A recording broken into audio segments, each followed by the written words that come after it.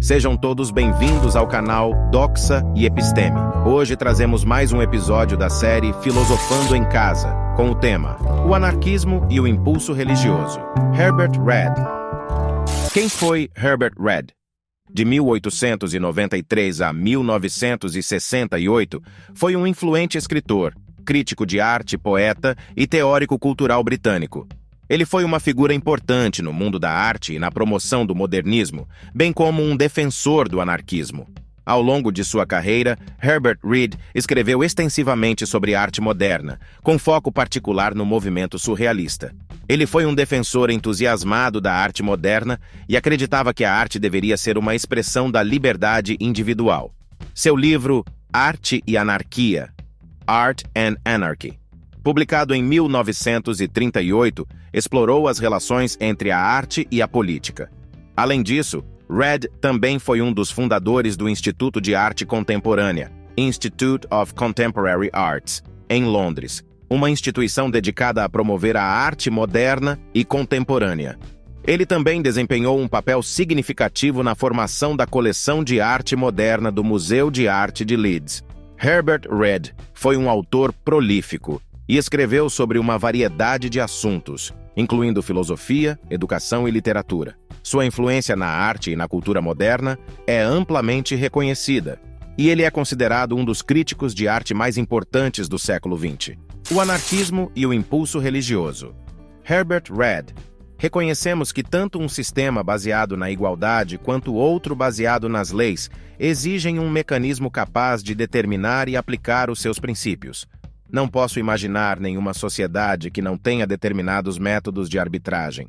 Mas, assim como se supõe que o juiz, que julga de acordo com os princípios da igualdade, utilize a ideia universal da razão, ignorando a lei estatutária, sempre que esta entra em conflito com aquelas ideias, acreditamos que o árbitro de uma comunidade anarquista usará os mesmos princípios estabelecidos pela filosofia e pelo bom senso, e o fará sem qualquer impedimento provocado pelos preconceitos legais e econômicos da atual organização da sociedade.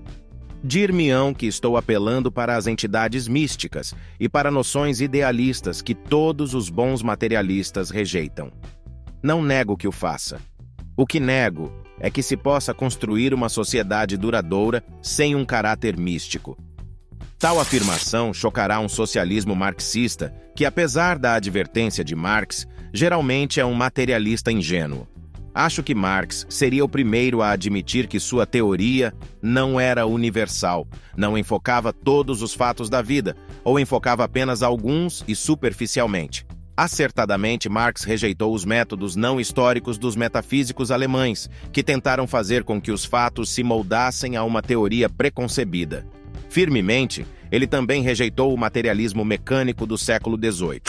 Esta teoria, apesar de poder explicar a natureza existente das coisas, ignorava todo o processo de desenvolvimento histórico, o universo como crescimento orgânico. A maioria dos marxistas esquece a primeira tese sobre Feuerbach.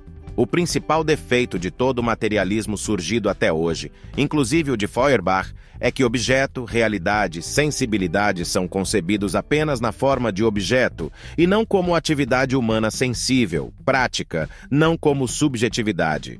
Naturalmente, ao interpretar a história da religião, Marx a tratou como um produto social, mas isso não é tratá-la como ilusão.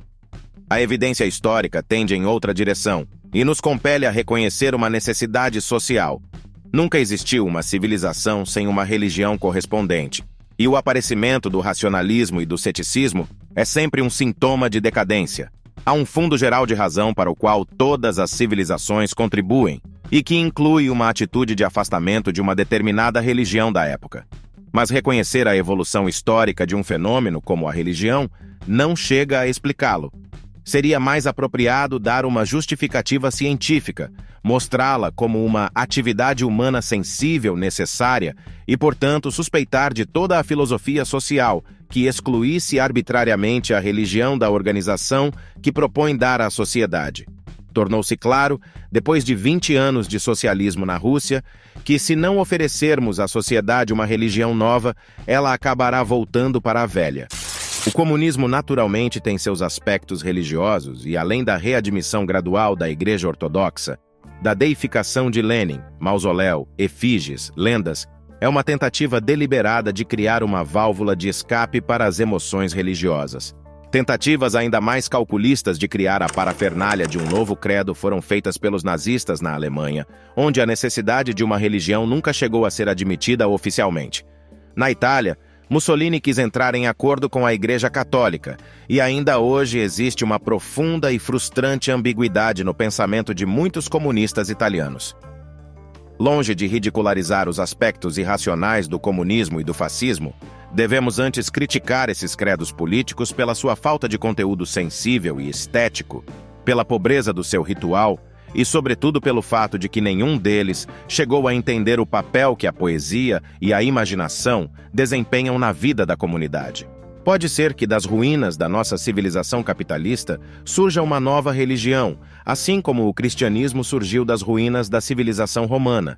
As civilizações repetem monotonamente certos padrões de pensamento no decorrer de sua história, elaboram mitos paralelos.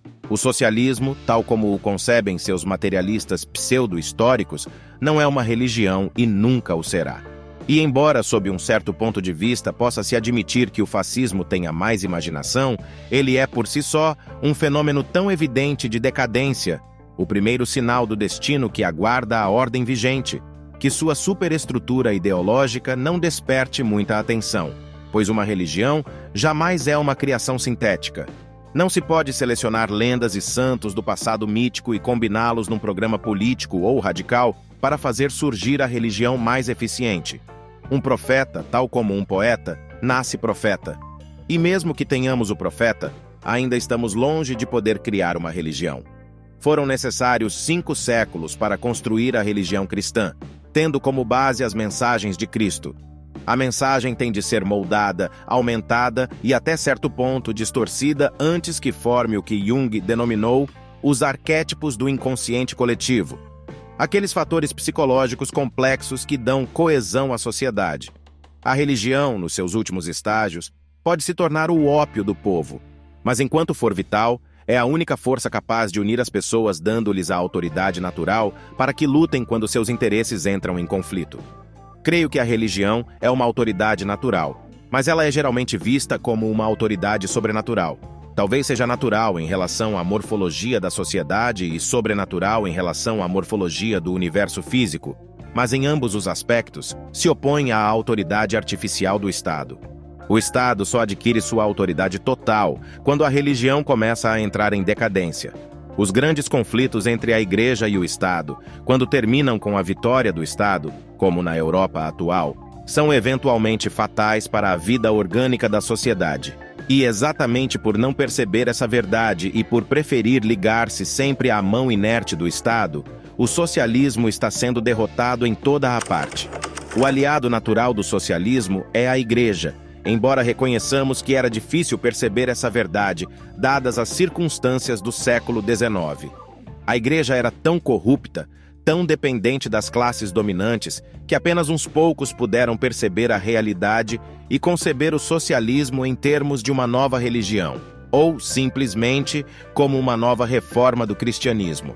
Dadas as circunstâncias atuais, não creio que seja possível encontrar um caminho que faça da velha religião alguma coisa nova. Uma nova religião só pode surgir sobre as bases de uma nova sociedade e junto com ela. Não seria possível precisar onde, porque o germe de uma nova sociedade não aparece visivelmente em nenhum lugar. Ele pertence ao futuro. Não sou pregador, não recomendo nenhuma religião e não acredito em qualquer uma delas.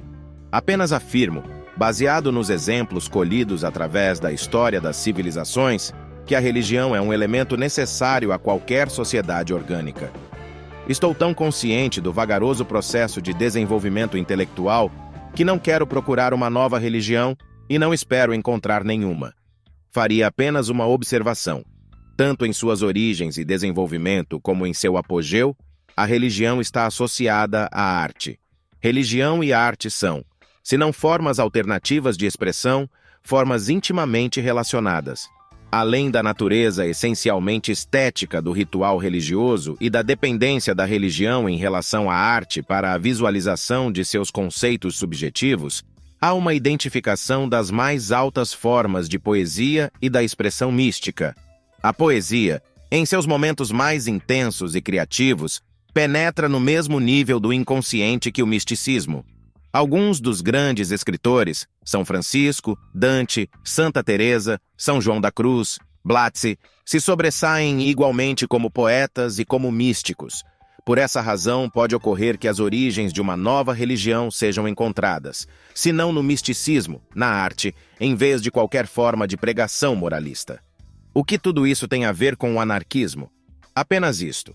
O socialismo de tradição marxista, isto é, o socialismo estatal, eliminou tão completamente as sanções religiosas e usou subterfúgios tão pobres na procura de substitutos para a religião, que, em contraste com o anarquismo, que tem uma corrente mística, é por si próprio uma religião.